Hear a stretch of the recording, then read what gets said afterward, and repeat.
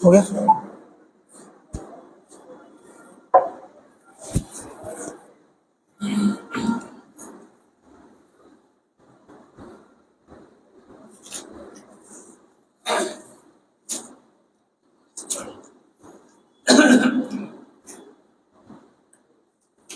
السلام علیکم ورحمۃ اللہ وبرکاتہ۔ بسم اللہ الرحمن الرحیم۔ الحمد للہ رب العالمین، والصلاة والسلام علی اشرف الانبیاء وسید المرسلین، نبینا محمد وعلی آلہ واصحابہ اجمعین ومن تبعهم بإحسان إلى يوم الدين، أما بعد۔ قال الإمام ابن بطة العكبري رحمه الله تعالى في كتابه الإبانة الكبرى، يقول بسنده عن الحسن قال: شرار عباد الله يتبعون شرار المسائل يعمون بها عباد الله عز وجل۔ اللهم اغفر لنا ولإخواننا الذين سبقونا بالإيمان، واغفر لأساتذتنا ومشائخنا ومن أوصانا، واغفر للمسلمين والمسلمات الأحياء منهم والأموات۔ جیسا کہ آپ حضرات کو بخوبی علم ہے کہ ہمارا درس عقیدے کی مشہور کتاب ابانہ کبریٰ جو امام ابن بطہ عکبری رحمۃ اللہ علیہ کی ہے، اس کتاب کی شرح اور تفصیل اور تفسیر کے متعلق ہماری گفتگو چل رہی ہے۔ جو چیپٹر ابھی شروع ہوا ہے کچھ چند درسوں سے، اس چیپٹر کا عنوان اور خلاصہ یہ ہے کہ دین کے معاملے میں ایسے سوال ذہن میں اگر آئیں جو بہت ہی زیادہ گہرائی والے، جن سے شکوک و شبہات پڑ جائیں، ان سے بچنا چاہیے۔ اپنے آپ کو ایسے سوالوں میں مشغول نہیں کرنا چاہیے جو ابتداءً تو لا یعنی ہوں، جن سوالوں سے ہمیں کوئی عقیدے کا یا عمل کا فائدہ نہ ہوتا ہو، جو پریکٹیکل نہ ہوں، صرف ذہنی خیالاتی سوال ہوں، وہمی انداز کے، ان سوالوں سے بچنا چاہیے۔ ایمان کا تقاضا یہی ہے، اور یہ باتیں سلف نے صحابہ کے بعد کے دور میں خاص کر جب شروع ہوئی، اور صحابہ کے بھی دور میں چیزیں آنے لگی تھیں، تقدیر کے بارے میں گہرائی کے ساتھ سوال کرنا، اور بھی مشرکین کے یہاں جو چیزیں پائی جاتی تھیں ان پر بھی سوالات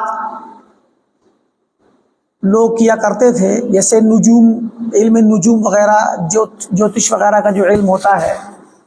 تو اب ظاہر ہے کہ یہ غیبیات والی چیزیں ہیں، کہانت کے مسائل، عرافین کے مسائل جو ہتھیلی دیکھ کر کے یا چہرہ پیشانی دیکھ کر کے، پیروں کے قدم دیکھ کر کے بتا دیتے تھے، ان سب چیزوں میں داخل ہونا سلف پسند نہیں کرتے تھے، کیونکہ یہ سب چیزیں شیطان کا راستہ کھولتی ہیں، اور حدیث میں ڈائریکٹ اس طرح کی بہت سی چیزوں سے منع کیا گیا ہے۔ تو اسی پر قیاس کرتے ہوئے کوئی بھی ایسا سوال جس کا عقیدے کے اعتبار سے یا عمل کے اعتبار سے فائدہ نہ ہو، اس سوال پر سرے سے انسان کو چلنا ہی نہیں چاہیے، اس کے ساتھ جانا ہی نہیں چاہیے، اور ذہن میں آئے بھی تو مومن کے ایمان کا تقاضا یہ ہے کہ وہ اس سوال کو شیطان کا وسوسہ سمجھ کر کے ہٹا دے۔ لیکن بعد میں ایسا دور شروع ہوا کہ بہت زیادہ غور و فکر کرنے والا زمانہ آیا، فلسفہ پڑھنے کی وجہ سے لوگوں نے غیر ضروری چیزوں میں غور خوض شروع کیا، اس کی وجہ سے وہمی افتراضی مسائل ہر جگہ آئے، یعنی عقیدے میں بھی آئے اور فقہیات میں بھی آئے۔ ایسے ایسے سوال پیدا ہوئے کہ اگر ان سوالوں کو آپ سن لیں تو تعجب کریں گے کہ ایسا سوال بھی ہو سکتا ہے۔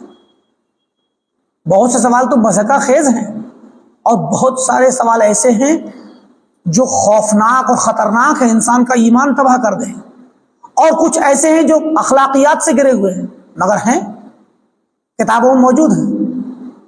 وہ اسی لیے کہ ہر طرح کے جب فرضیات قائم کیے گئے، اگر ایسا ہو جائے تو کیا ہوگا؟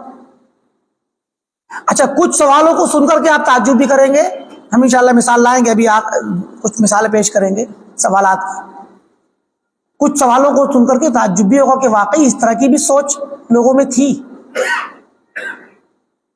اب سینکڑوں مسائل میں ایک دو مسائل ایسے ہیں جو فرضی ہونے کے باوجود شاید وہ آج کے زمانے میں وجود میں آ گئے، لیکن جو سینکڑوں اور ہزاروں مسائل وضع کیے گئے ان میں اکثریت 99%، 98% سوالات ابھی بھی ایسے ہی پڑے ہوئے ہیں جو کبھی شاید وجود میں نہیں آئیں گے، مگر فقہاء نے ان پر غور کیا، ان کا فرضیہ قائم کیا، ہائپوتھیسس قائم کیا، اور اس پر جوابات دیے پہلے سے۔ لیکن یہ چیز شرعاً منع تھی، اور سلف نے اس پر شدت سے منع کرنے کا، روکنے کا فریضہ انجام دیا۔ حتیٰ کہ کوئی سوال کرتا تھا تو اس سے پوچھتے تھے کہ کیا یہ سوال جو کر رہے ہو یہ واقعی عملاً یہ چیز موجود ہے بھی کہ نہیں ہے؟ اگر عمل میں موجود ہوتی انسانی زندگی میں تب جواب دیتے، اور موجود نہیں ہوتے تو جواب نہیں دیتے تھے۔ یہ سلف کا طریقہ تھا۔ بہرکیف تو یہاں پر حسن بصری سے آ رہی ہے روایت، کہتے ہیں کہ شرار عباد اللہ کے بندوں میں جو سب سے بدترین لوگ ہیں کون ہیں؟ بظاہر تو اگر اتنے پہ خاموش ہو کے ہم جواب طلب کریں تو یہ ہوگا کہ جو ظالم قسم کے لوگ ہوں، بدکار قسم کے لوگ ہوں، یہ جواب آئے گا۔ لیکن جواب آ رہا ہے کہ الذین شرار عباد اللہ یتبعون شرار المسائل، جو برے لوگ ہوتے ہیں بدترین، وہ برے سوالوں کے پیچھے بھاگتے ہیں، خراب سوالوں کو کریں گے، ممنوعہ سوال کریں گے، اور پھر کرتے کیا ہیں؟ ان سوالوں کو یہ نہیں کہ کسی محفل میں پیش کر دیا یا کسی عالم سے پوچھا اور انہوں نے منع کر دیا یا جواب دے دیا، کچھ بھی، یعمون بہا عباد اللہ، ہر جگہ لے لے کے گھومیں گے انہی سوالوں کو، ہر مجلس میں جا کر لوگوں کے ذہنوں میں ڈالیں گے۔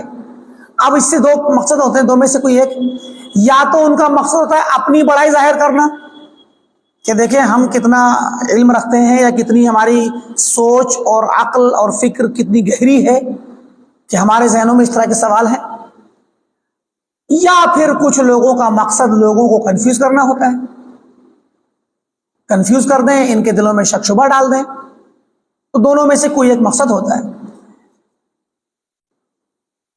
حسن بصری سے ایک اور روایت آ رہی، کہتے ہیں ان شرار عباد اللہ قوم، اللہ کے بندوں میں سب سے بدترین لوگ، شریر لوگ وہ ہیں، یجیئون بشرار المسائل، جو شر والے خراب مسائل لے کر کے آتے ہیں، سوالات ہی ان کے خراب ہوتے ہیں۔ یعیبون بہا عباد اللہ، وہاں یعمون تھا کہ سب کو تک پہنچا دیتے ہیں، سب میں پھیلاتے ہیں، اور اس والی روایت میں یعیبون، یعنی سوال کے ذریعے دوسروں کو، اللہ کے بندوں کو ان پر عیب لگاتے ہیں۔ اب مان لیجیے کوئی سوال کیا، بتائیے بھائی آپ کو پتا ہے اس کا مطلب؟ عام آدمی کا کبھی مجھے نہیں پتا، تو تم کیا جانتے ہو، کیا تم نے سیکھا ہے، تم کیا پتا تم کو دین کے بارے میں؟ اس طریقے سے ان کی تحقیر کرتے ہیں، عیب لگاتے ہیں، ان کو چھوٹا ثابت کرتے ہیں، بے عزت کرتے ہیں۔ اور بسا اوقات علماء کو بھی، اب علماء میں سے دو طرح کے لوگ پائے جائیں گے، یا تو کوئی عالم یہ کہہ دیں گے کہ بھئی مجھے نہیں پتا اس کا جواب، اور عالم کو یہ بات بولنا بہت بھاری نہیں لگتی، کیونکہ عالم تو کی تربیت ہی اسی پہ ہوتی ہے کہ جتنا جو پتا ہے بتا دیجیے، جو پتا نہیں بول دیجیے مجھے نہیں پتا، اللہ اعلم، ما ادری، میں نہیں جانتا۔ تو عالم کو کبھی بھی اس پر کوئی جھجک اور تکلیف یا پریشانی نہیں ہوتی. تو کچھ تو منع کر دیں گے، اگر عالم سے پوچھا جائے گا تو بعض عالم منع کر دیں گے بھائی ہمیں نہیں پتا، یا کچھ علماء اس پر نصیحت کریں گے کیونکہ وہ جانتے ہیں کہ ایسا سوال کا جواب دینے سے اور ایسے سوال کے پیچھے پڑنے سے اس انسان کا بھی خسارہ ہے، اور اس کو ہم نے جواب دیا تو یہ گویا اس کو ہمت پڑے گی مزید آگے سوالات اس طرح کے ان کے پیچھے پڑے گا تو اس کا ذہن خراب ہوگا، ایمان عقیدہ خراب ہو جائے گا، تو وہ کیا کریں گے؟ نصیحت کر دیں گے. یہ لوگ دونوں طرح کے لوگوں پر عیب لگاتے ہیں. اب جس نے جواب نہیں دیا کہ یہ کوئی عالم ہے، ان کو ذرا سے سوال کا میننگ نہیں پتا، اس کا مطلب نہیں پتا، جواب نہیں معلوم، اور جنہوں نے نصیحت کر دی ان کے لیے بھی یہ کہیں گے کہ جواب معلوم ہوتا تو جواب دیتے، جواب دینے کے بجائے نصیحت کر رہے ہیں، جبکہ ان کا مقصد اس کی خیر خواہی ہے. وہ اس کی خیر خواہی میں اس کو اس راستے سے روکنا چاہتے ہیں جو اس کے راستے پر وہ چل پڑا ہے. بہرکیف یہی مطلب ہے یعیبون بہا عباد اللہ، ایسے سوالات لاتے ہیں، گھڑتے ہیں جن سوالات کے ذریعے وہ اللہ کے بندوں کو پر عیب لگاتے ہیں کہ ان کو معلوم نہیں ہے اور یہ نہیں جانتے، معمولی چیز ہے، دیکھو مجھے معلوم ہے اس کا جواب. تو اس طریقے سے، یا اپنے کسی بڑے شخص کو جو ان کا اپنا امام ہو، سرغنہ ہو، خاص کر اگر کوئی ملحد قسم کے لوگ ہیں، شر پسند ہیں، تو وہ اپنے کسی عالم کو، اپنے بڑے شخص کو بڑا ثابت کرنے کے لیے پہلے نوجوانوں کو لے جا کر کے علماء کی مجلس میں اس طرح کی صورتحال کا سامنا کراتے ہیں، اور اس کے بعد پھر وہ اپنے عالم کے بعد لے کے جائیں گے دیکھو ان کو پتہ ہے. جبکہ علماء ایسے مسائل پر توجہ نہیں دیتے جو نفع بخش نہ ہو بلکہ نقصان دہ ہو، اور علماء کا کام شریعت کی پیروی کرنا ہوتا ہے، کتاب و سنت کی تعلیمات کی روشنی وہ ایسا کرتے ہیں، نہ کہ اس وجہ سے کہ انہیں یہ سب چیز پسند نہیں، یا یہ وہ اس کو جانتے نہیں ہیں یا سیکھنا نہیں چاہتے، ایسا نہیں ہے. ایک اور روایت آ رہی ہے ابو داؤد سجستانی کے راستے سے، وہ کہتے کہ میں نے احمد بن جناب ابو الولید، انہوں نے ہم سے بیان کیا، احمد بن جناب نے، وہ کہتے ہیں میں نے عیسیٰ بن یونس سے پوچھا. عیسیٰ بن یونس ایک بہت بڑے امام تھے، فقیہ تھے، حافظ تھے، اور بلکہ امام ذہبی نے کہا کہ قدوہ تھے، بہت بڑے امام تھے یہ. عیسیٰ بن یونس بن ابو اسحاق السبیعی، ابو اسحاق سبیعی کے بیٹے، بہت بڑے امام ہیں، یہ ائمہ ہیں یہ علم کے. ابو اسحاق سبیعی کے بیٹے یونس، یونس کے بیٹے عیسیٰ.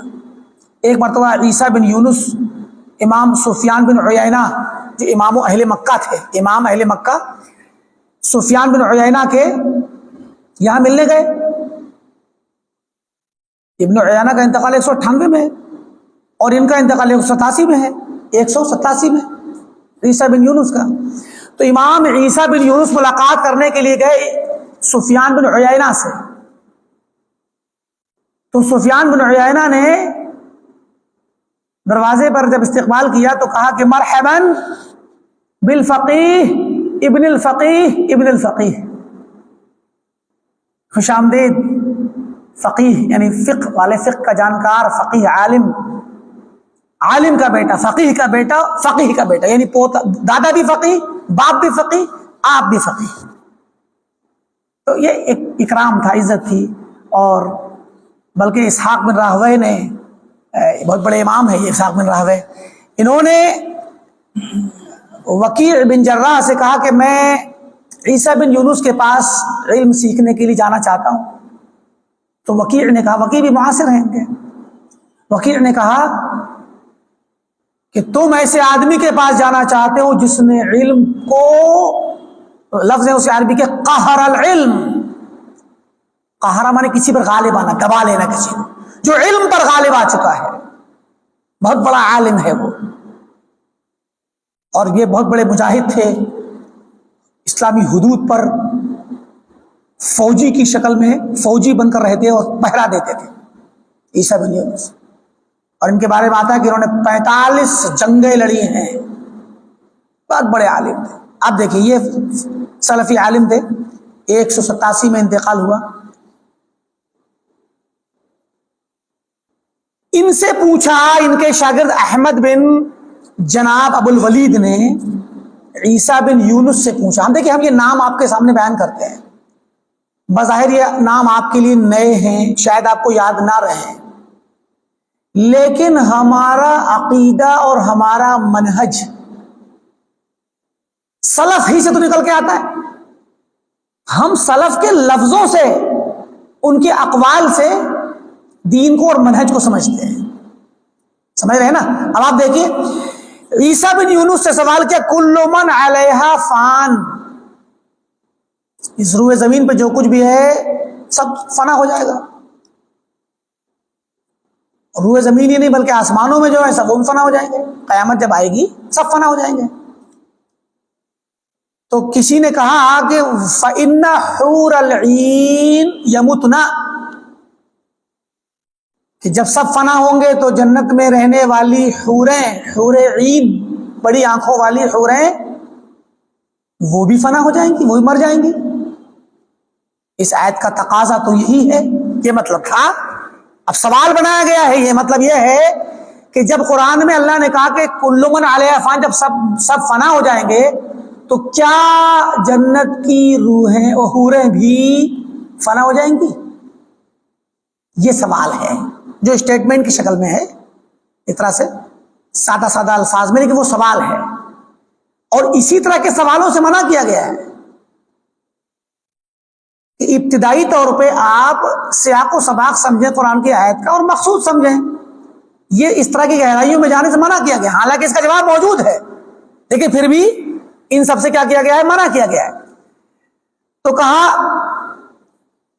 وَذَا كَانَ بَعْضُ مَنْ يَتَكَلَّمُ، بعض جو دین کے معاملے میں عقیدے میں اپنی عقلوں سے کلام کرتے تھے، ان لوگوں کا یہ کہنا ہے. انہوں نے دوسروں کے سوال یا قول کو نقل کیا. ان کے شاگرد نے احمد بن جناب ابو الولید نے عیسیٰ بن یونس سے نقل کی، عیسیٰ بن یونس الکوفی السبیعی، ان سے نقل کیا.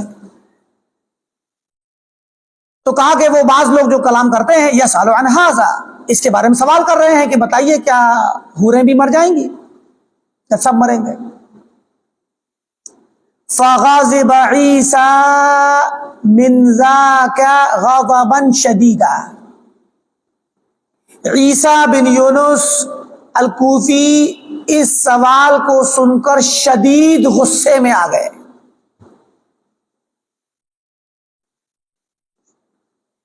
فقال، اور پھر جواب کے طور پہ کیا کہا؟ کہتے ہیں کہ لقد بعثرنا الحدیث بعثرتن، ہم نے حدیث اتنی زیادہ بیان کر دی، بکھیر رکھی ہے، ہر جگہ بکھیر دی ہے. کہا نا وکیع نے علم پر قاہر ہو گیا، غالب ہو گیا. یہ شخص اتنا بڑا عالم ہے تو علم پر غالب کیسے ہوگا؟ علم کو یاد کرے گا، حفظ کرے گا، پھیلائے گا. کہتے ہیں ہم نے حدیث کو ہر طرف پھیلا رکھا ہے، ہر طرف. اور اتنا ہم نے پھیلایا حدیث کو، ما بعثرها احد، کسی اور نے اتنا نہیں پھیلایا. ہم نے حدیث کو خوب پھیلایا ہے. مطلب ہم محدثین ہیں، اہل علم ہیں، اہل الحدیث ہیں، ہم حدیث کو ہر جگہ پھیلا چکے ہیں.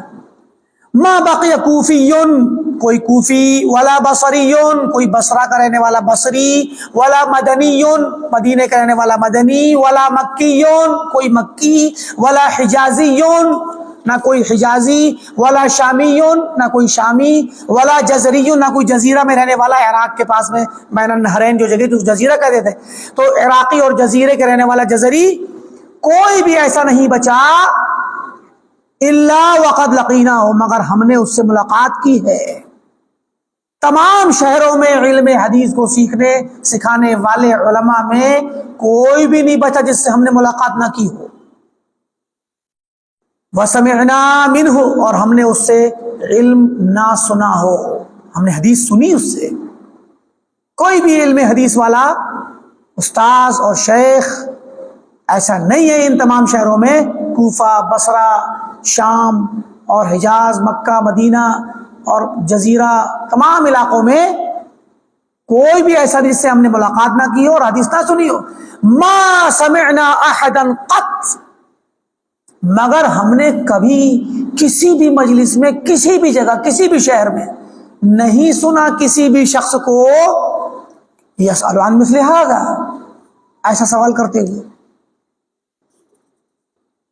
رد کا طریقہ دیکھیں آپ، سوال آیا، اس سوال پر غصہ ہوئے، اور تردید کرنے کا طریقہ یہ ہے کہ ایسا سوال کوئی نہیں کرتا۔ جو علم والے اہل العلم ہیں، اہل الحدیث ہیں، جو استقامت کی راہ پہ دین کی خدمت میں چلتے ہیں، ایسا سوال کوئی کرتا ہی نہیں ہے۔ کیا مطلب؟ یہ اہل علم کا اور طلبۃ العلم کا، علم سیکھنے والوں کا سوال نہیں ہے، اہل سنہ کا سوال نہیں ہے۔ یہ سوال بدعت ہے اور اہل بدعت کا ہے، اور طالب علم کا سوال ایسا ہوتا ہی نہیں ہے، یہ مطلب ہے۔ ثم ذکر حدیث عبداللہ، اس کے حدیث بیان کیے، اور یہ قرآن کی یہ آیت اس کے حدیث میں آئی کہ وَلَا تَحْسَبَنَّ الَّذِينَ قُتِلُوا فِي سَبِيلِ اللَّهِ، کہ جب حدیث میں یہ آتا ہے، جس روایت کے اندر یہ آیت آئی ہے، اور قرآن کی آیت یہ فرماتی ہے کہ جو لوگ اللہ کی راہ میں قتل کر دیے گئے، شہید ہو گئے، تو انہیں آپ مردہ نہ سمجھو۔ جب ان کے بارے میں یہ بات آتی ہے تو پھر روحوں کو مردہ کیوں آپ مان رہے ہیں کہ مر جائیں گی؟ یہ مطلب تھا، اس حدیث کو پیش کرنے کا مطلب یہ تھا۔ اور اس کا سادہ لفظوں میں جواب یہ ہے کہ جنت اور جنت میں جو بھی چیزیں ہیں وہ کبھی فنا نہیں ہوں گی۔ یہ اجماع ہے اس میں امت کا اور علماء امت کا۔ جنت پیدا کی گئی ہے ہمیشہ باقی رہنے کے لیے، جنت اور اس کی نعمتیں کبھی فنا نہیں ہوں گی، یہ مستثنا ہے۔ اور کل من علیہ فان کا مطلب ہے کل شیء کتب اللہ علیہ الفنا فان، ہر وہ چیز جس پر اللہ نے فنا ہونا لکھ دیا ہے وہ فنا ہوگی۔ جنت پر فنا ہونا نہیں لکھا، نہ جنت کی نعمتوں پر فنا ہونا لکھا ہے۔ اسی قبیل سے یہ بات ہے کہ جب شہداء اللہ تعالیٰ کے یہاں اس کی جنت میں ہیں، ان کی روحیں عرش کے قندیلوں میں لٹکی قندیلوں میں، ہر پرندوں کے پپوٹوں میں ان کی روحیں ہیں، اور وہ جنت میں جاتے ہیں، ٹہلتے ہیں، تو وہ جنت کی نعمتیں پاتے ہیں۔ جب وہ فنا نہیں ہوں گے، وہ زندہ ہیں، فنا نہیں ہوئے، تو روحیں تو بدرجہ اولا اور حوریں تو بدرجہ اولا، یہ کہنا چاہتے ہیں۔ ثم قال، اور اس کے بعد پھر انہوں نے کہا، حدیث بیان کرنے کے بعد، ما لکم ومجالست اہل الاہواء ومحادثتہم، کیا ہو گیا تم لوگوں کو، تم اہل بدعت کے ساتھ اٹھتے بیٹھتے ہو، ان سے بات چیت کرتے ہو؟ کیونکہ یہ سوال تو انہی کی طرف سے آتا ہے۔ تو پھر اس سوال کو پہلے یہ ثابت کیا کہ یہ سوال بدعتیوں کا ہے، اور کہا کہ اہل بدعت کے ساتھ اٹھنا بیٹھنا چھوڑ دو، کیونکہ وہ تمہیں اسی طرح کے سوالوں میں گھیر کر کے مشغول کر دیں گے اور تمہارے ایمان کو شک میں ڈال دیں گے۔ تو یہ اس طرح کے سوالات ہوتے تھے، اور ہمارے ملک میں ہمارے حالات تو آج نہیں، پیچھے سے وہ جن بدعتیوں سے ڈرایا گیا ہے نا، وہ سارے بدعتی ادھر ہی ہیں سب۔ ہمارے ہاں تو ہمارے مدارس کیا، ہماری مجالس، ہمارے لوگوں کے کلام، اور خاص کر جو طلباء اور علماء ہوتے ہیں، ان کا کلام ٹوٹل شکوک و شبہات ہی پر ہوتا ہے، جدال پر، اہل کلام، علم کلام، ٹوٹل انہی چیزوں پر، اور اسی کو وہ عقیدہ سمجھتے ہیں۔ ان کے عقیدے کی کتابوں میں، ماتریدیوں کے یہاں، ان کے عقیدے کی کتابوں میں آپ کو قال اللہ و قال رسول نہیں ملے گا، علم کلام ملے گا، اعتراضات جواب، اعتراض جواب، ان قلتم قلنا، اگر آپ ایسے کہو تو ہم ایسے کہیں گے، یہ ملے گا۔ اور اسی کو ہمارے لوگ علم قرار دیتے ہیں، جبکہ عقیدہ کتاب آپ کوئی بھی اٹھا لیجئے اہل سنہ کی، امام محمد بن عبد الوہاب رحمۃ اللہ علیہ کتاب اٹھا لیجئے، اپنا مقدمہ تک نہیں لکھا بندے نے۔ ہر مصنف، ہر رائٹر اپنا پریفیس لکھتا ہے، فورورڈ لکھتا ہے، شروع میں کچھ لکھتا ہے نا، پیش لفظ۔ امام محمد بن عبد الوہاب نجدی تمیمی، شیخ الاسلام، انہوں نے کتاب التوحید لکھی، اس میں اپنا مقدمہ پریفیس نہیں لکھا، ڈائریکٹ بسم اللہ الرحمن الرحیم کتاب التوحید، وقول اللہ عز وجل وما خلقت الجن والانس الا لیعبدون، ڈائریکٹ قرآن کی آیت، اپنا کلام ہے ہی نہیں۔ تو یہ ہے اہل السنہ اور اہل الحدیث اور سلفیوں کا طریقہ۔ اور آپ اگر ماتریدیوں کی اور اشعریوں کی کتابیں اٹھا لیں، ہمارے مدارس میں چلے جائیے، دیوبند میں جائیے، بریلی کے مدارس میں جائیے، کسی مدرسے میں عقائد کی کتاب اٹھا لیجیے، آپ دیکھیے کہیں نہیں ملے گا قرآن میں یہ اور حدیث میں یہ، سب کلام، علم کلام۔ تو کہا کہ تم لوگ بدعتیوں کے ساتھ نہ بیٹھو۔ اس کے بعد ایک امام ابن بطح نقل کر رہے ہیں عبداللہ بن وہب کے ذریعے سے، ابن وہب کہتے ہیں کہ سمعت مالکا یقول، امام مالک کو میں نے سنا کہتے ہوئے، امام مالک کو، کان ذالک الرجل، وہ آدمی، اذا جاءه بعض هؤلاء اصحاب الاهواء، جب یہ بدعتیوں میں سے کوئی شخص اس کے پاس آتا، اس آدمی کے پاس، یسألہ، کوئی سوال کرنے، قال، تو وہ آدمی کہتا، اما انا، رہی میری بات، فعلی بینۃ من ربی، تو میں تو اپنے رب کی طرف سے صاف دلیل اور یقینی علم پر ہوں، میرا دین یقینی ہے، میرے رب کی دلیلیں میرے پاس ہے، کتاب و سنت۔ وَأَمَّا أَنْتَ، اور رہی بات تمہاری، فشاک، تم شک میں مبتلا ہو، فَاذْهَبْ إِلَى شَاكٍ مِثْلِكَ، اپنے جیسے کسی شکی انسان کے پاس جاؤ، فَخَاصِمْهُ، اور اس سے مناظرہ کرو۔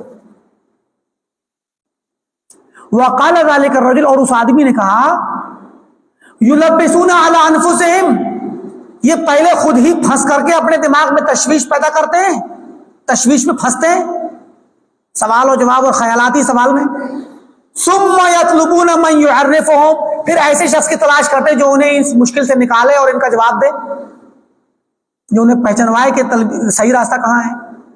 امام مالک کا یہ جو قول ہے کہ اس آدمی کی جو بات کر رہے ہیں وہ، تو دوسری روایتوں میں آتا ہے کہ امام مالک کا اشارہ اس سے ابن سیرین کی طرف ہے، محمد بن سیرین، اور بہت سی روایتیں آ رہی ہیں ابن بطہ کے علاوہ دیگر کتابوں میں جو ڈائریکٹ امام مالک ہی سے آ رہی ہیں، وہ خود ایسا کرتے تھے، یعنی ذالک رجل کی بات نہیں، امام مالک خود کہتے تھے جب ان کے پاس کوئی آدمی آتا، ہم بیان بھی کر چکے ہیں پیچھے کہ ایک آدمی آئے امام مالک سے کہنے لگا کہ بھئی آپ مجھ سے مناظرہ کر لو، دین کے مسئلے میں مناظرہ کر لو، اگر آپ مجھ پہ غالب آ گئے تو میں آپ کے مذہب کو قبول کر لوں گا، آپ جیت گئے تو، اور میں جیت گیا تو آپ میری بات مان لینا، میرا مذہب قبول کر لینا، مطلب یعنی کوئی الگ کا دین نہیں تھا، ہمارے اسلامی فرقوں ہی میں سے تھا۔ امام مالک نے کہا کہ اگر ٹھیک ہے تم غالب آ گئے، چلو میں تمہاری بات مان لوں گا، اور کل کو کوئی اور انسان آئے جو تم سے بھی بڑا حجت والا ہو اور دلیل اس کی مضبوط ہو، تو پھر وہ اس کی بات، وہ آیا مناظرہ کرنا تو پھر اس کی بات ماننی پڑے گی، تو تمہاری بات کمزور ثابت ہو جائے گی۔ پھر کہا کہ اَوَكُلَّمَا جَاءَنَا رَجُلٌ أَجْدَلٌ، جب ہمارے پاس کوئی زیادہ حجت، تیز اور طاقتور حجت والا، دلیل والا شخص آئے گا مناظرہ کرنے، تو ہم اپنا دین اس کے حجت کی وجہ سے، مناظرے کی وجہ سے چھوڑتے رہیں گے ہر بار۔ تو اسی سے کہا کہ بھائی دیکھو، میں تم سے مناظرہ نہیں کروں گا، میں اپنے دین کے معاملے میں یقین پر ہوں، میرا دین تو قرآن سے اور حدیث سے آتا ہے، عقل سے نہیں آتا۔ تم شک میں ہو تو جاؤ، تم جیسے اپنے جیسے کو تلاش کرو۔ تو یہ امام مالک سے بھی بذات خود، ان کے قول سے بھی یہ بات مشہور ہے، لیکن یہاں امام مالک نے ذالک الرجل کہہ کر کے، تو بعض اہل علم کہتے ہیں کہ یا تو ابن سیرین کو مراد لیا ہے، تو ان سے بھی یہ بات ملتی ہے، یا خود کو تواضعاً انہوں نے وہ آدمی کہہ کر کے بیان کیا کہ وہ آدمی ایسا تھا، یعنی خود کو یہ نہیں کہا کہ میں انا اقول، میں ایسے کہتا ہوں، یہ نہیں کہا، بلکہ مجہول کے صیغے سے یا غائب کے صیغے سے استعمال کیا کہ وہ آدمی ایسا کہتا ہے، ورنہ خود یہ ایسے کہا کرتے تھے، بہت ساری روایتیں صاف صاف آ رہی ہیں۔ سالم بن ابی حفصہ عجلی کوفی ہیں اور ان کے یہاں تھوڑا صدوق ہیں مگر شیعی ہیں۔ ان کے متعلق ان پر اہل علم نے کلام کیا، عیب لگایا کہ یہ تشیع زدہ تھے، لیکن بہرکیف ان کا ایک قول ہے کہ مطلب حدیث کے راویوں میں سے بھی ہیں اور تشیع زدہ ہیں۔ ایسے بہت سے راوی ہوا کرتے تھے کہ جو حدیث کا علم بھی رکھتے تھے، نقل کرتے تھے، اور شیعیت ہو یا خارجیت ہو یا مرجیت ہو قدریت ہو، بہت سارے جو بدعتیں اس زمانے میں پھیل گئی تھیں، تو کچھ لوگ تو اس سے تہمت زدہ ہوتے تھے، کچھ لوگ واقعی اس میں مبتلا ہوتے، یہ تشیع زدہ تھے۔ کہتے ہیں ان من قبلکم بحثوا ونقروا حتی تاہوا، تم سے پہلے کے جو لوگ تھے یعنی ہماری امت سے پہلے کی امتوں میں، بحثوا بہت زیادہ بحث کیا کرتے تھے، مناظرات کرتے تھے، مباحثے کرتے تھے، ونقروا نقر مطلب کریدنا، کھودنا، اور گہرائیوں میں جاتے تھے، حتی تاہوا یہاں تک کہ وہ تیہ کا مطلب ہوتا ہے ادھر ادھر بھٹک جانا، تو پھر بھٹک گئے۔ اور ایک لمبی روایت آ رہی ہے امام یحییٰ بن معاذ الرازی سے، کہتے ہیں یحییٰ بن معاذ الرازی کہتے ہیں کہ یقول الناس خمس طبقات، لوگ 5 طبقے کے ہیں، 5 طرح کے ہیں، فاجتنب 4 والزم واحدہ، 4 طبقوں کو یا 4 جو کیٹیگری ہیں ان سے بچو اور ایک کو لازم پکڑو۔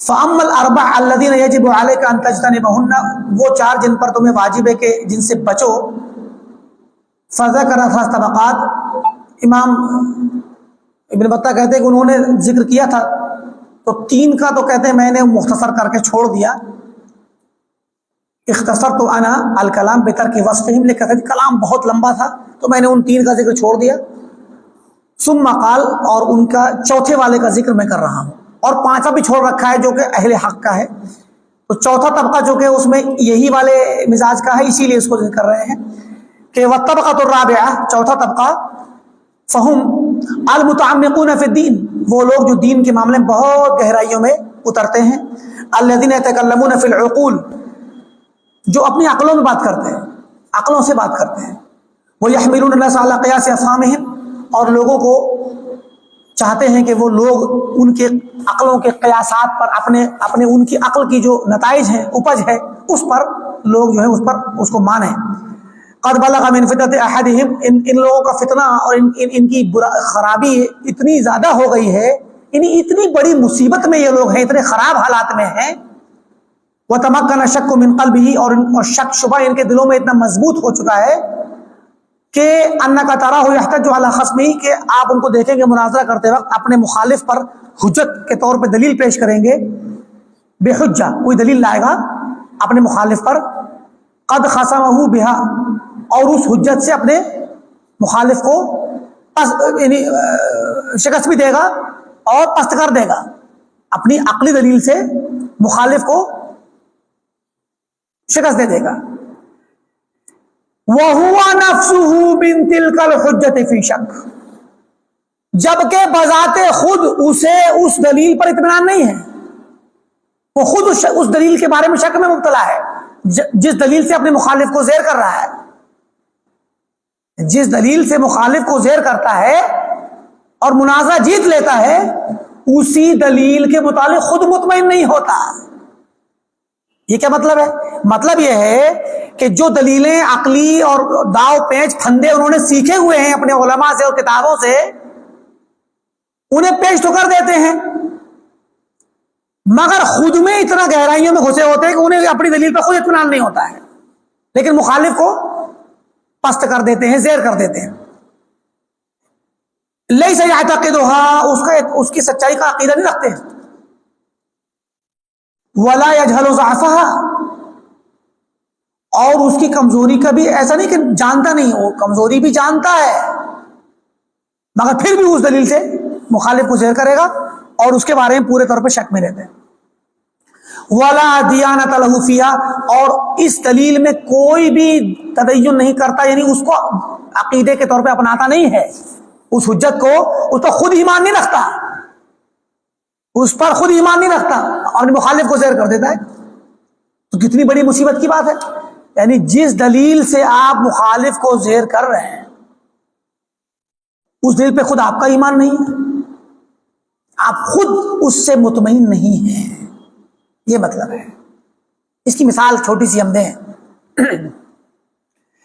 امام ابو المعالی الجوینی رحمۃ اللہ علیہ، جو بالکل آخری عمر میں انتقال کرنے سے پہلے انہوں نے رجوع کیا اپنے عقیدے سے، رجوع کر کے انہوں نے کہا کہ میں نیسا پور کی بڑھیا کے عقیدے پہ مرنا چاہتا ہوں۔ نیسا پور کی بڑھیا کا عقیدہ کیا تھا؟ اصل میں یہ اشعری تھے، اور یہ لوگ اللہ تعالیٰ کے بلند ہونے اور سات آسمان پہ عرش کے اوپر ہونے کے منکر تھے، ٹھیک؟ تو ابو جعفر الحمدانی کہتے ہیں کہ میں ایک مرتبہ امام ابو معالی جوینی کے مجلس میں گیا تو وہ ممبر پہ کھڑے ہو کر کے تقریر کر رہے تھے اور دلیلوں کا انبار لگا دیا یہ ثابت کرنے میں کہ اللہ تعالیٰ اوپر نہیں ہے اور اللہ تعالیٰ ہر جگہ ہے، ٹھیک؟ دلیلوں کا انبار کہاں سے؟ عقلی دلیلیں۔ ابھی آپ یوٹیوب پہ سن لیجئے دیوبندیوں کے علماء کی اس مسئلے میں دلیلیں، تو آپ کو بھی لگے گا کہ وہ تو بہت مضبوط دلیلیں ہیں، وہ سب عقلی داؤ پیش ہیں، عقلی پھندے۔ کہتے امام الحرمین جوینی نے اتنی دلیلیں دی کہ انہیں جب وہ خاموش ہو گئے اور انہیں لگا کہ اب ہو چکا، ممبر سے اتر گئے۔ تو کہتے میں نے کہا استاذ محترم آپ کی دلیلوں کو مان لیا، ہم قبول کرتے ہیں، ہم مانتے ہیں کہ یہ دلیلیں صحیح ہیں اور اللہ تعالیٰ اوپر نہیں ہے، مان لیا، لیکن ایک سوال ہمیں کھٹکتا ہے، اس کا جواب دے دیجئے، بس مسئلہ ختم۔ سوال کیا؟ کہا کہ ہمارے دلوں میں اندر سے ایک ضرورت محسوس ہوتی ہے کہ جب بھی ہم یا کوئی بھی شخص پریشان حال ہوتا ہے تو بلا سوچے سمجھے اوپر کو ہاتھ کیوں اٹھاتا ہے؟ کسی نے نہیں سکھایا اس کو مگر اوپر اٹھ جائے گا۔ طبیعت کبھی یہ کیوں نہیں کہتی کہ نیچے کو ہاتھ اٹھا لے، نیچے کر دے، ہاتھوں کو دائیں بائیں کر دے، اوپر ہی ہاتھ کیوں جاتے ہیں؟ اندر سے فطرت اس کا تقاضا کیوں کرتی ہے کہ اللہ تعالیٰ اوپر ہی ہوگا، اوپر ہاتھ جاتا ہے۔ کہتے ہیں امام جوینی نے سوال سننے کے بعد خاموش بیٹھ گئے، سر نیچے کر لیا، سوچتے رہے، پسینے چڑھ گئے، رونے لگے، آہیں اور پکاریں چیخ نکل گئی ان کی۔ کیوں؟ مسئلہ عقیدے کا ہے،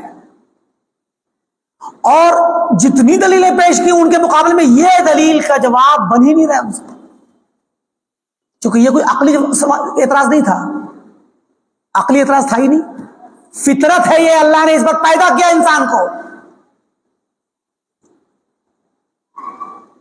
کہتے ہیں روتے روتے داڑھی بھیگ گئی، اور جب خاموش ہوئے تو اس کے بعد کہنے لگے الحیرہ الحیرہ، اے حمدانی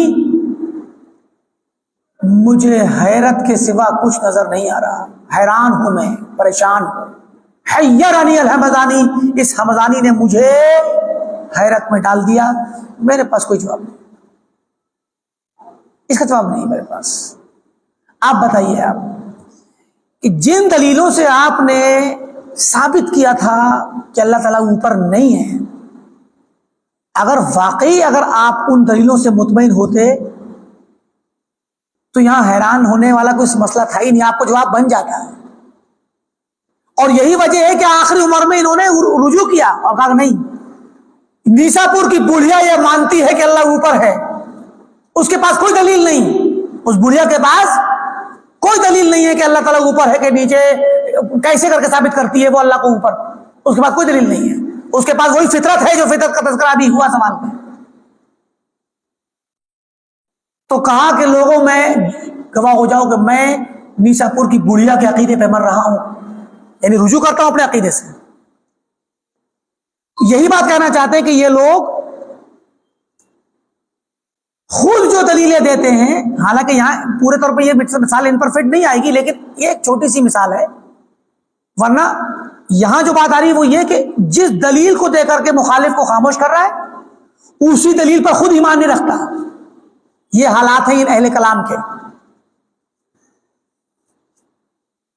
کہتے کہ ان عرضت له من غیر حجہ، اگر، اور صورتحال ایسی ہے کہ اگر اس شخص کے پاس کسی دوسرے کی طرف سے ایک ایسی دلیل آ جائے ہی الطف منہا، جو اس سے بھی زیادہ باریک ہو عقلی طور پہ، انتقال الیہ، اس کو مان لے گا، اس کو چھوڑ دے گا. جس دلیل سے مخالف کو خاموش کیا تھا اس کو خود ہی چھوڑ دے گا اور دوسری دلیل پکڑ لے گا. یہ حالات ہیں ان کے. فَدِينُهُ مَحْمُولٌ عَلَى سَفِينَةِ الْفِتَنِ، اس کا دین فتنوں کی کشتی پر سوار ہے. يَسِيرُ بِهَا فِي بُحُورِ الْمَهَالِكِ، جن کو لے کر کے وہ ہلاکت کے سمندروں میں چل رہا ہے. اس کشتی کو لے کر کے چل رہا ہے ہلاکت خیز سمندروں میں. يَسُوقُهَا الْخَطَرُ، خطرے اس کو کھینچ رہے ہیں. وَيُوَسْوِسُ الْحَيْرَةُ، حیرت اس کو وسوسے میں ڈالے ہوئے ہے. وَذَلِكَ حِينَ رَأَى عَقْلَهُ أَمْلَى بِالدِّينِ وَأَصْبَتْ لَهُ وَأَغْوَصَ عَلَى الْغَيْبِ. یہ کیوں ہوا؟ کیونکہ وہ اپنی عقل کو زیادہ دین سے زیادہ، دین کے معاملے میں زیادہ قیمتی سمجھتا ہے، زیادہ ضبط اور محفوظ کرنے والی اور قواعد کو اور معلومات کو اچھے سے سیٹ کرنے والی سمجھتا ہے. وہ اغوص، اور زیادہ گہرائیوں میں گھسنے والی اور غوطہ زن ہونے والی سمجھتا ہے کہ میری عقل زیادہ گہرائیوں میں جا سکتی ہے اور دین کو اچھے سے سمجھ سکتی ہے. علی الغیب، غیب کے مقابلے میں، یعنی جو عقیدہ غیب سے ملنا تھا، غیب کے متعلق جو عقیدے کی باتیں ہیں اور غیب سے جو عقیدہ ملتا ہے اس پر اس کی عقل زیادہ کام کر رہی ہے، اس کو عقل کو زیادہ اچھا سمجھتا ہے. وہ ابلغ لما یراد، اور زیادہ کارگر سمجھتا ہے اللہ تعالیٰ کی مراد کے لیے کہ اللہ جو چاہتا ہے وہ عقل سے ہی ہمیں حاصل ہوگا. من الثواب من امر اللہ وإیاہ ونہیہ، کہ اللہ جو ثواب ہمیں دے گا اس کو حاصل کرنے میں عقل کا راستہ زیادہ پائیدار ہے. اللہ کے امر، اس کی نہیں، اس کے فرائض، جو فرائض مومنوں کو کی زبان روک دیتے ہیں اس طرح کی حدود پار کرنے سے اور غامض اور مجہول اور غیر واضح معاملات کے اندر داخل ہونے سے مومنوں کو روک دیتے ہیں، جو فرائض جس سے امت کو منع کیا گیا. اذ کان ذلک سبب ہلاک الامم قبلھا، کیونکہ یہ چیز پرانی امتوں کی ہلاکت کا سبب تھی اور یہ ان میں داخل ہوتا ہے. یہ مطلب ہے. اسی کے متعلق امام عمر بن عبدالعزیز رحمۃ اللہ علیہ کا ایک مشہور قول ہے، من جعل دینہ خصومات، جس نے اپنے دین کو بحث و مباحثے میں تبدیل کر دیا. ہمیشہ دین کے مسئلے میں مناظرہ کرنا، ہمیشہ بحث کرنا، اور اس بحث کے پیچھے کیا مقصد ہے؟ میری بات صحیح تو آپ کو ماننی پڑے گی، آپ کی صحیح تو میں مانوں گا. کہتے کہ جس نے یہ بنا ڈالا اپنے دین کو اکثر التحول، تو پھر وہ تبدیلی بہت کرتا ہے، کیونکہ وہ تو سمجھتا ہے کہ بھئی اس کی دلیل قوی ہے لہذا اب اس کے ساتھ ہو جاؤ. کل کو اب اس کو لے کے چلے گا، کسی اور کی دلیل مانے گا تو اس کو سوچے گا یہ زیادہ طاقتور ہے اس کے ساتھ. تو جو انسان اپنے دین کو مناظروں کی بنیاد پر رکھتا ہے وہ اپنے مذہب کو اور اپنے موقف کو بہت زیادہ تبدیل کرتا رہتا ہے. اور بہت سی لمبی عبارتیں ہم پڑھ دیتے ہیں تاکہ ترجمے کی خیر بہت ضرورت نہیں ہے. فرماتے وَعِلَّةَ مَا أَخَذَ مِن دِينِ رَبِّهَا، اور پرانی امتوں کو اپنے رب کے دین سے جن چیزوں نے نکالا وہ یہی سبب ہے. وَهَؤُلَاءِ هُمُ الْفُسَّاقُ فِي دِينِ اللَّهِ، ایسے لوگ جو دین کے معاملے میں بہت زیادہ اپنی عقل کو استعمال کریں یہ فاسق ہیں اللہ کے دین میں. المارقون منہ، دین سے باہر نکلنے والے. التارکون لسبیل الحق، سبیل حق کو چھوڑنے والے. المجانبون للہدی، ہدایت سے دور رہنے والے، الذین لم یرضوا بحکم اللہ فی دینہ، جو اللہ تعالیٰ کے حکم سے راضی نہیں ہوتے جو دین میں اس نے نازل کیا ہے، حتی تکلفوا طلب ما قد سقط عنہم طلبہ، یہاں تک کہ انہوں نے ان چیزوں کو طلب کیا جن چیزوں کا طلب کرنا ان سے ساقط تھا، ضروری نہیں تھا۔ اللہ نے قرآن نازل کیا، اللہ کے نبی کی حدیث موجود ہے، قرآن کی تفسیر، اسی سے دین کو لے لو، لیکن عقل کو داخل کیا، عقل کو طلب کیا، عقلی چیزوں میں داخل ہو گئے۔ ومن لم يرضى بحکم اللہ فی المعرفہ، اور جو شخص اللہ تعالیٰ کے حکم سے راضی نہ ہو معرفت اور معلومات کے سلسلے میں، حکما لم يرضى باللہ ربا ومن لم يرضى، تو ایسا شخص اللہ تعالیٰ سے راضی نہیں ہے۔ جو اللہ کے حکم سے راضی نہیں تو وہ اللہ سے راضی کیسے ہے؟ اللہ کو رب کہاں مانتا ہے وہ؟ ومن لم يرضى باللہ ربا، اور جو اللہ کو رب نہ مانے کانا کافرا، وہ کافر ہوگا۔ تو ایسا شخص اپنا محاسبہ کر لے کہ جو اللہ کے حکم کو رد کر رہا ہے اور اللہ کے حکم کو چھوڑ کر اپنی عقل کے اور اپنی خواہشات کے پیچھے بھاگ رہا ہے، وہ انسان حقیقت میں اللہ کو رب نہیں مان رہا، یا جو رسول کے طریقے سے بھاگ رہا ہے اور رسول کی پیروی نہیں کر رہا تو وہ رسول کو رسول نہیں مان رہا، اور ایسا شخص پھر مسلمان ہے کہ نہیں وہ خود کے بارے میں فیصلہ کر لے۔ وَكَيْفَ يَرْضَوْنَ بِحُكْمِ اللَّهِ فِي الدِّينِ وَقَدْ بَيَّنَ لَنَا فِيهِ حُدُودًا، اور یہ لوگ کیسے اللہ کے حکم سے راضی ہو سکتے ہیں دین کے معاملے میں؟ وَقَدْ بَيَّنَ لَنَا فِيهِ حُدُودًا، جبکہ اللہ تعالیٰ نے ہمیں اس دین کے معاملے میں حدود بیان کر دی ہیں، وَفَرَضَ عَلَيْنَا الْقِيَامَ عَلَيْهَا، اور حدود کی پابندی کرنا ہم پر فرض کیا ہے، وَالتَّسْلِيمُ بِهَا، انہیں قبول کرنا فرض کیا ہے۔ فَجَاءَ هَؤُلَاء، تو یہ کیسے راضی ہوں گے اس دین سے جس کی حدود متعین ہے؟ یہ لوگ آئے بعد قلت عقولہم، کم عقل کے ساتھ، کم عقلی کے ساتھ آئے، وجور فطنہم، ان کے ذہنوں کی جور اور ظلم کے ساتھ، ان کے ذہن ظالم ہیں، ذہنی ظلم کے ساتھ ان کے ذہن ان پر ظلم کرتے ہیں، اس ظلم کے ساتھ آئے، وجہل مقاییسہم، اور اپنے قوانین کی جہالت کے ساتھ آئے، مطلب ان کی عقلیں ظالم ہیں، ان کے ذہنوں میں مطلب بہت زیادہ علم نہیں، قلت ہے، اور ان کے قوانین جہالت سے بھرے ہوئے ہیں۔ یہ آئے اپنے ان جاہلانہ قوانین لے کر کے، یتکلمون فی الدقائق، باریک چیزوں میں کلام کر رہے ہیں، ویتعمقون، اور گہرائیوں میں داخل ہو رہے ہیں۔ فکفی بہم خزیا، کافی ہے ان کے لیے یہ رسوائی، سقوطہم من عیون الصالحین، کہ یہ اللہ کے نیک بندوں کی نظروں سے گر گئے، اللہ کے اچھے بندوں کی، نیک بندوں کی نظروں سے گر جانا ہی ان کی رسوائی کے لیے کافی ہے۔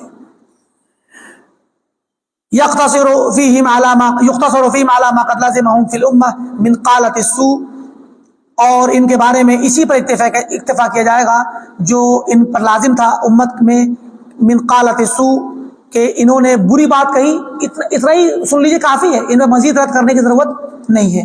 وَأُلْبِسُوا مِنْ أَصْحَابِ التُّهْمَةِ، ان کو تہمت کے لباس پہنائے گئے، مطلب ان پر الزام لگایا گیا کہ بدعتی ہیں۔ وَاسْتَوْحَشَ مِنْهُمُ الْمُؤْمِنُونَ، اہل ایمان ان سے دور بھاگتے ہیں، ایسے لوگوں سے جو سچے ایمان والے وہ ایسے لوگوں قریب نہیں بیٹھتے۔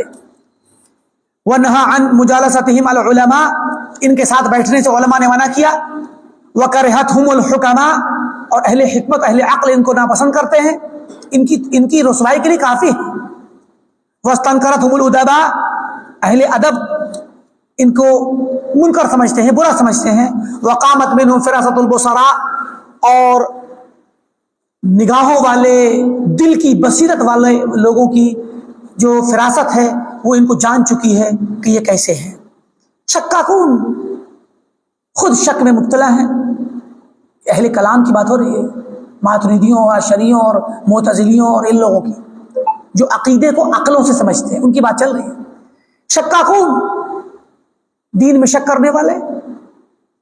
اچھا، اس سے یاد آیا، یہ لوگ خود اپنے دین کے معاملے میں شک میں مبتلا ہیں، اور عقائد کے بعض مسائل میں سلفیوں کو تہمت لگاتے کہ یہ شک میں مبتلا ہے۔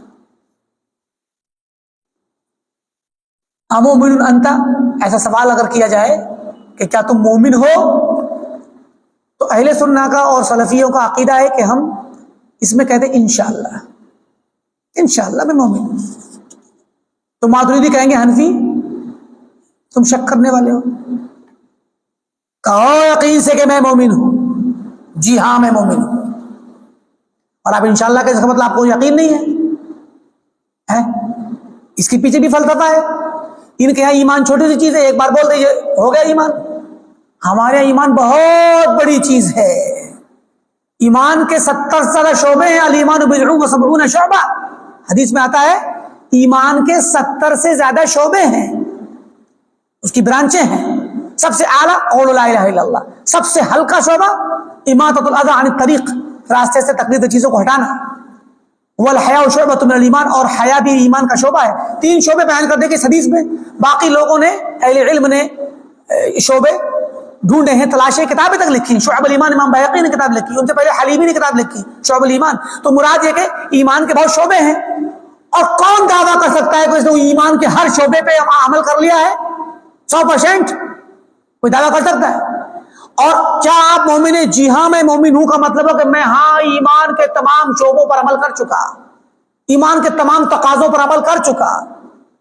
چلیے اگر کر بھی لیا ہو تو کیا آپ کو پکا یقین ہے کہ آپ کی عبادت قبول ہو گئی، اللہ کے یہاں آپ مقبول ہو گئے اور وہ ادا کرنے والے شمار ہو گئے؟ اسی لیے تو انشاءاللہ کہتے ہیں کہ انشاءاللہ امید ہے.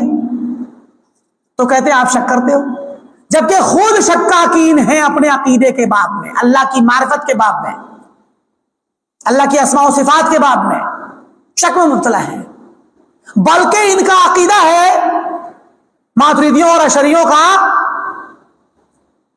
کہ مکلف شخص پر جو بالغ ہو جائے، 12-13 سال کا نوجوان جو احتلام کی عمر کو پہنچ جائے، یا کوئی 12-13 سال کی لڑکی جو ماہواری کی عمر کو پہنچ جائے، تو مکلف کہلاتا ہے.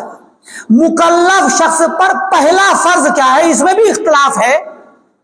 انہی نے اختلاف شروع کیا ہے، اور ان کا کہنا ہے مکلف شخص پر پہلا فرض ہے اللہ تعالی کی معرفت حاصل کرنا. اب ان کے ہی علماء نے الگ الگ قول پیش کیے. کہتے ہیں بعض نے کہا کہ اللہ کی معرفت حاصل کرنا پہلا واجب ہے، کچھ نے کہا نہیں، پہلا واجب ہے اللہ تعالیٰ کی ذات کے بارے میں غور کرنا اور استدلال کر کے یقین تک پہنچنے کی پوری پروسیس کرنا. کائنات پہ غور کرنا، اور کائنات پہ غور کرنے کے بعد اس مخلوقات کے ذریعے خالق کا پتہ لگانا پہلا فرض ہے. زیادہ تر علماء کا یہی قول ہے، ان کے ماتریدیوں کے علماء کا یہی قول ہے. کچھ نے ان میں کہا، ان کے علماء نے بعض نے کہا کہ نہیں بھائی، اللہ تعالیٰ کی معرفت پتہ لگانے کا مطلب ہے کائنات میں غور کرنے کا کہ اللہ کو ہم جانتے نہیں ہیں،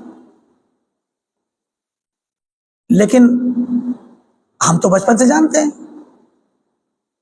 اچھا، لیکن یہ معرفت کافی نہیں ہے، یہ جانکاری کافی نہیں ہے. تو اب سابقہ معلومات کو دماغ سے اریز کرو. اریز تو نہیں ہوگی، لیکن اس کو قاعدہ میں اعتبار کرو، یہ مانو کہ وہ ہے ہی نہیں. اور اللہ تعالی کے وجود کے بارے میں پہلے شک کرو. شک کرو کہ پتہ نہیں اللہ موجود ہے کہ نہیں، نعوذ باللہ. اب جب شک کرو گے تبھی تو پتہ لگانے کے لیے محنت سے نکلو گے نا. اب مجھے ثابت کر کے دکھانا ہے کہ اللہ موجود ہے. تو ان کے عقیدے میں ایک یہ بھی ہے کہ پہلا واجب مکلف پر ہے، یعنی بچہ جب جوان ہونے لگے اس کو بلائیے اور بتائیے کہ تیرا سب سے پہلا فرض ہے کہ اللہ کے بارے میں شک کر. جن کا عقیدہ شک پر قائم ہے تو وہ سلفیوں کو کہتے ہیں کہ آپ شک کرتے ہو. تو بھائی جس کو کہتے ہیں کہ جو ہے یرقان کے مریض کو ہر چیز پیلی نظر آتی ہے، جونڈس کے مریض کو پیلی آنکھیں ہو جائے تو ساتھ ہی پیلی نظر آتی ہیں، تو جو شکیلا ہے تو شک کرے گا ہی، دوسروں کو بھی شکیلا سمجھے گا. چور کو چور نظر آتا ہے نا، تو وہی بات ہے. تو مراد یہ کہ شک فرمائے شکا کون؟ یہ اہل کلام اپنے عقیدے میں، اپنے مذہب میں شک میں مبتلا ہیں. جاہلون، جاہل ہیں. کیوں؟ کیونکہ علم تو کتاب و سنت ہے، عقل علم نہیں ہے. آپ عقلی قواعد کو مان رہے ہیں تو علم کہاں لیا آپ نے؟ علم تو چھوڑ دیا آپ نے. وسواسون، وسوسوں میں مبتلا ہے. متحیرون، حیرت زدہ ہیں، حیران ہیں، پریشان ہیں. ان لوگوں کا یہ حال ہے اہل کلام کا. کہتے فَإِذَا رَأَيْتَ الْمُرِيدَ، مرید مانے ارادہ کرنے والا، تو مرید علم کا ارادہ کرنے والا جو ابتدائی طالب علم ہو، کہا جب تم دیکھو کسی ابتدائی طالب علم کو یطیف بناحیتہم، ان کے علاقوں میں گھوم رہا ہے، ان کی مجلسوں میں جا رہا ہے، طالب علم کو ان لوگوں کے پاس نہیں جانا چاہیے. اگر کوئی علم کا طلبگار کسی بدعتی عالم کے پاس جا رہا ہے، فرمایا فاغسل یدک منہ، تو اس سے اپنے ہاتھ جھاڑ لو، دھل لو. مطلب مصافحہ کیا تھا نا، ملاقات کی تھی، ہاتھ دھلو اور اس کے بعد ملاقات نہیں کرنا. یہ یعنی ہاتھ دھلنا مقصود نہیں ہے، یہ ایک تعبیر ہے. فاغسل یدک منہ کا مطلب ہے اب اس سے ملنا چھوڑ دو، کو الگ کرو، اس سے دور رہو، اس سے اپنے ہاتھ دھل لو. لغوی معنی تو یہ لٹرل معنی حرفی کہ اس سے ملاقات کی تھی تو اب اس کے بعد ہاتھ دھلو، اب اس کے ساتھ نہیں ملنا. یعنی مراد ہے کہ اس کے ساتھ اٹھنا بیٹھنا چھوڑ دو. ولا تجالس کو دیکھیے آگے کہا، ولا تجالس، ساتھ میں نہ بیٹھو، کیونکہ یہ طالب علم بدعتی عالم کے پاس جاتا ہے، اس سے بدعت سیکھ کے آئے گا، تم بیٹھو گے تمہارے دماغ میں ڈالے گا. معیار جو ہونا چاہیے ہماری مجلس کا، ہمارے دوستوں کا، ہمارے حلقہ احباب کا، کتاب و سنت کی پیروی کرنے والے اور سلف کے منہج پر چلنے والے. بدعتیوں کے ساتھ بیٹھنے والوں کے ساتھ ہم نہیں بیٹھیں گے. اگر بدعتیانہ سوال کرتے ہیں، ذہنیت بنی ہوئی ہے پہلے سے، تو بھی نصیحت کے بعد ان کو چھوڑنا پڑے گا. اس کا مطلب یہ نہیں ہوتا کہ آپ کمزور ہیں، آپ کو جو ہے آپ کہہ سکتے ہیں، کوئی کہہ سکتا ہے ارے بھائی کیا ہم کمزور ہیں. دیکھیے دل نہایت ہی کمزور چیز ہے، اور شبہات اہل علم کہتے ہیں الشبہ خطافہ. شبہ جو ہوتا ہے نا، شبہ جو دلیل نہ ہو، دلیل نما چیز، شبہ اچک لیتا ہے، ہائیجیک کر لے گا آپ کے دل کو. اور آپ کبھی بھی کسی بدعتی کی تقریر سن لیجئے، کوئی نہ کوئی جملہ آپ کے دماغ میں اٹکا رہ جائے گا ہمیشہ کے لیے. چاہے آپ جواب نہ دیں، آپ کو ہنسی آئے، کچھ بھی، یا آپ خاموش ہو جائیں، وہ شبہ چھوڑ دے گا، اور وہ شبہ آپ کے دل میں اٹکا رہ جائے گا، اور یہ شبہ کبھی آپ کو نقصان پہنچا سکتا ہے. چھوٹے چھوٹے شبے ہوتے ہیں، شک شبے کی بات وہ ڈال دے گا، آپ حیران ہو جائیں گے، آپ کو جو ہے جواب ہی نہیں ملے گا. اس لیے بہتر شکل یہ ہوتی ہے کہ ایسے لوگوں سے دور رہا جائے، کیونکہ دین کا مقصد، دین اسلام کا مقصد یہ ہے ہی نہیں کہ آپ عقلی چیزوں میں، شک شبے میں جائیں اور ایسے لوگوں کے پاس بیٹھے. ارے بھائی دین کیا ہے؟ قال اللہ و قال رسول، اللہ اس کے رسول کے کلام کو سنیے، پڑھیے، سمجھیے، اس پہ عمل کیجیے، بات ختم ہو گئی. اور اللہ اس کے رسول کا جو بیان کردہ عقیدہ ہے، اور جو علم ہے عقیدے کا اور احکام کا اور فقہ کا کتاب و سنت میں، وہ ہمیں سلف سمجھائیں گے، صحابہ سمجھائیں گے، تابعین سمجھائیں گے، ان کے طریقے پہ چلنے والے علماء سمجھائیں گے. ان سے سمجھ لیجیے آپ اور چلتے بنیے. جو علم سرے سے کتاب و سنت سے تعلق رکھتا ہی نہیں ہے، اس کے راستے پہ چلنے کا کیا فائدہ؟ کیا مطلب کیا ہے اس کا؟ دل میں ضرور کوئی کجی ہے یا جہالت ہے، وہ جہالت لے کے جا رہی ہے. آگے کہتے ہیں اپنی سند سے حماد بن زید کہتے ہیں کہ قال ابن شبرمہ، ابن شبرمہ یہ صغار تابعین میں سے ہیں، اور عبداللہ بن شبرمہ الضبی الکوفی القاضی فقیہ العراق، عراق کے فقیہ تھے، تابعی ہیں، 144 میں انتقال ہے، اور بہت بڑے علم والے، حدیث والے محدث اور شاعر بھی تھے. اور بہت ہی بڑے زاہد اور عابد تھے. پرانے سلف کا یہ طریقہ تھا کہ علم کے ساتھ زہد اور تقوی ایمان ان کے ساتھ ہوتا تھا. کبار تابعین، صغار تابعین میں سے، چھوٹے تابعین میں سے، تابعین کے زمانے کے بچوں میں سے ہیں، تو صحابہ کو دیکھا بچپن میں. ابن شبرمہ کہتے ہیں من المسائل، کچھ سوالات ایسے ہوتے ہیں، مسائل سوالوں میں سے سوال ایسے ہوتے ہیں لا یجوز للسائل، کہ سوال کرنے والے کے لیے جائز نہیں ان یسأل عنہا، کہ ان سوالوں کو کرے، ان سوالوں کو پوچھے. سوالوں میں سے کچھ سوال ایسے ہوتے ہیں کہ سوال کرنے والے کے لیے جائز نہیں کہ وہ ایسے سوال پوچھے کسی سے.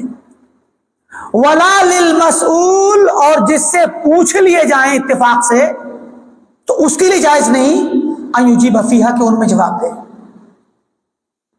یعنی یہ بات ہر انسان کو جان کر کے رکھنی چاہیے اور اپنی زندگی میں اپنانی چاہیے کہ ہر سوال پوچھا نہیں جاتا. اگر ذہن میں آ جائے کچھ پڑھ کر کے، کچھ سن کر کے، تو پوچھا نہیں جاتا. اور اگر کوئی اتفاق سے آپ سے سوال کر دے تو آپ یہ نہ سمجھے کہ اب سوال کر رہے، اب جواب دینا ہی ہے، ورنہ بے عزتی ہو جائے گی. ورنہ 10 لاکھ کا، 1 لاکھ کا، 10,000 کا، 50,000 کا اجتماع ہے تو کوئی سوال کر دے رہا ہے اسٹیج پہ، تو اب تو جواب دینا پڑے گا، ورنہ بے عزتی ہو جائے گی. یہ نہ سوچیں، آپ کہہ دیجئے کہ میں نہیں جانتا، گرچہ آپ جانتے ہو، کیونکہ سوال کی نوعیت، وہ سوال اتنا خطرناک ہے کہ جواب دیا تو آپ کے لیے نقصان ہوگا، اس کے لیے نقصان ہوگا. تو کچھ سوال ایسے ہوتے ہیں جن کا جواب، اب اگر کوئی انسان اس طرح کے سوال خود اٹھائے اور پھر خود ہی جواب دے تو وہ کتنا خطرناک ہے. بعض برادر کیا کہتے ہیں، نعوذ باللہ، اللہ تعالیٰ ہر کام نہیں کر سکتا. میں 1000 مثالیں دے دوں گا جو اللہ نہیں کر سکتا. بتائیے آپ کتنی خطرناک بات ہے، کتنی غلیظ بات ہے یہ. آپ اللہ تعالیٰ کی شان میں ایسی بات کہہ رہے ہیں جو بات کہنا نہ صرف یہ کہ جائز نہیں بلکہ گستاخی ہے، توہین ہے، شان ربوبیت کی توہین ہے، شان الہیت کی توہین ہے. گرچہ آپ کوئی ایسی بات کہنا چاہتے ہیں جو شاید آپ کے اعتبار سے معقول ہو، لیکن ایسے کہنا جرأت ہے. یہ اللہ کی ذات پر ایسی بات کہنا جرأت ہے. انسان کو ایسی باتوں کو ختم کرنا چاہیے. بچے جا کے اسٹیج پر لائے ہزاروں لاکھوں کے مجمع میں، اور اگر کوئی اعتراض کر دے ان پر تو جواب دیتا ہے، پھر اس پر کہتا ہے کہ نہیں میری بات صحیح ہے. اور مثالیں، یعنی گندگی کو مزید کریٹ کر کے اور غلاظت کو پھیلانا یہ جائز نہیں ہے. اسی قبیل کا سوال ہے یہ. کچھ سوال ایسے ہوتے ہیں جو کرنا ہی جائز نہیں ہے، اور اگر کوئی کر لے تو جواب نہیں دینا چاہیے اس کو.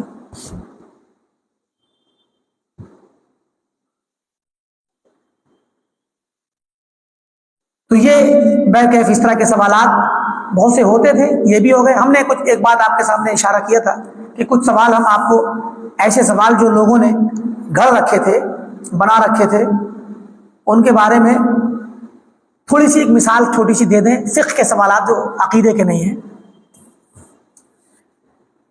کئی ہر باب میں، دیکھیں طہارت کے باب میں بھی مسائل ہیں، صلاۃ کے باب میں، جنائز کے بارے میں، زکوٰۃ کے بارے میں، صیام کے بارے میں، حج کے بارے میں، ہر باب میں فقہاء نے یہ احکام ہیں، انہی پر فقہ گھومتی ہے.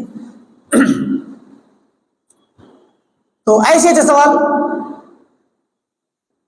بہت سے سوال کی لسٹ ہے پوری. ہم اس میں سے تھوڑا سا آپ کو کوئی، جیسے کوئی کہ مثال ہے کہ وضو کرتے ہیں تو چلیے چھوڑ دیتے ہیں اس سوال.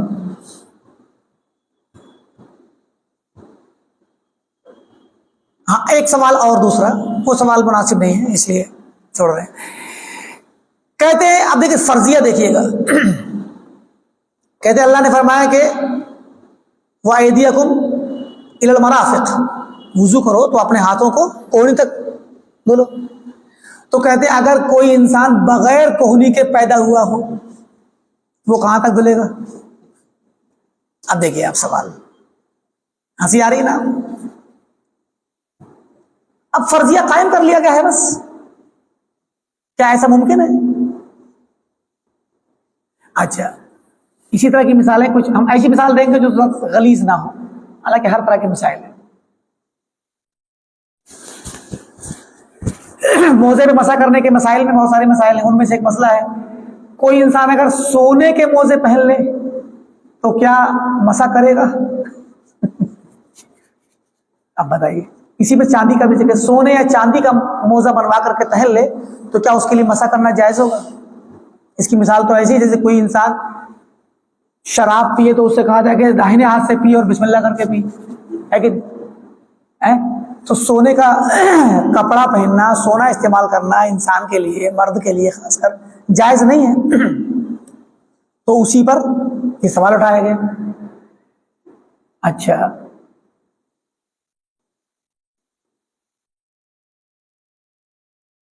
بہت غلیظ قسم کے سوال بھی اس کے اندر موجود ہیں.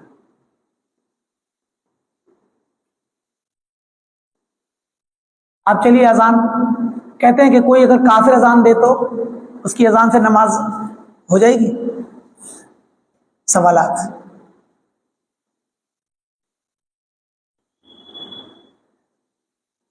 ایسے ہی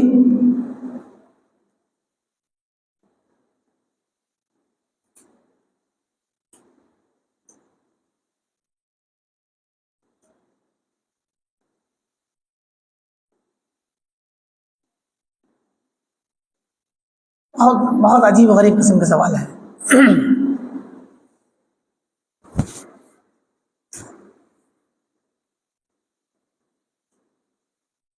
چلیے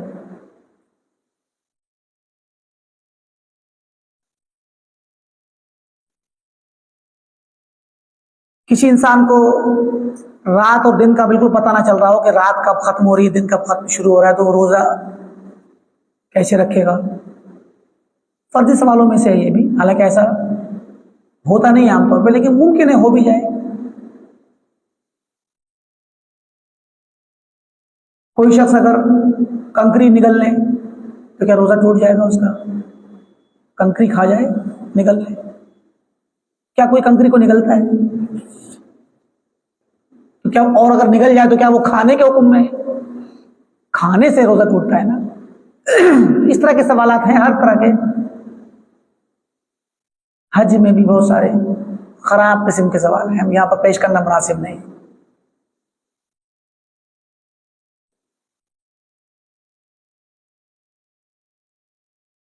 کوئی حج میں جائے اور شیطان کو کنکری مارنے کے لیے سونے کی کنکری مارے، چاندی کی کنکری پھینک کے مارے، پتھر کی کنکری ماری جاتی ہے نا. بہرکیف تو اس طرح کے سوالات ہمارے فقہا نے گھڑے، اور یہ ہم نے کچھ مثالیں دی ہیں آپ کو ایسے سوالات کی جو حقیقت میں غیر فائدہ مند، غیر وقوع پذیر، جن کا کوئی زندگی سے تعلق نہیں ہے. کون انسان ایسا کم عقل ہوگا جو سونے کی کنکری بنا کے پھینکے گا؟ ہے کہ نہیں؟ الا یہ کہ کوئی مجنون قسم کا شخص ہو جس پہ بہت سونا ہو، ہے کہ نہیں؟ کوئی نادر ہی ہوگا. بجائے کنکری کے وہاں پھینکنے کے فقراء کو دے دے بھائی، وہاں مکہ میں اتنے فقراء ہیں، ہے کہ نہیں؟ ہزاروں لاکھوں لوگوں کو بانٹ کے تو حج کرا سکتا ہے، اپنے پیسے کو وہاں پر کنکری کی شکل میں پھینک رہا ہے نہیں؟ تو اس طرح کی چیزیں، یہ ہم نے بہت خفیف مسائل آپ کو بتائے ہیں، مثال دی ہے کہ یہ سب گھڑتے تھے بیٹھ کر کے لوگ، اور پھر ان پر فتوے ذکر کرتے تھے، اور دلیل کچھ نہیں ہے، وہ عقلی دلیلوں سے قیاسات ہی سب ہیں. ظاہر ان میں آپ قیاس ہی کریں گے. ابھی ہم نے بھی کہا کہ کوئی کنکری کھا جائے تو اس کا روزہ ٹوٹے گا. اب ہم قیاس ہی تو کریں گے. کیا قیاس کریں گے؟ ہم قیاس یہ کریں گے کہ بھائی روزہ ٹوٹتا ہے مفترات سے، جو روز انسان کا روزہ کھانے پینے والی چیز ہے، تو کنکری تو کھائی جانے والی چیز نہیں ہے کہ نہیں؟ اب یہاں قیاسی سے تو ہم کہیں گے کہ یہ روزہ نہیں ٹوٹے گا، لیکن سوال ہے کہ آپ ایسا سوال اٹھا کیوں رہے ہیں؟ کیا ایسا کوئی کرتا ہے؟ ارے بھائی کوئی کر لے، اگر واقعہ ہو جائے عملاً کہ وہ مثال ہے کوئی ایسا کام کرتا ہو جو منہ سے پکڑ کے مثال دانے یا کوئی ایسے ہار وار بنتا ہو یا تسبیح وغیرہ اور اتفاق سے وہ منہ میں اس کے اچانک چلی جائے، ممکن ہے ایسا، حالانکہ اتنا آسان نہیں ہے.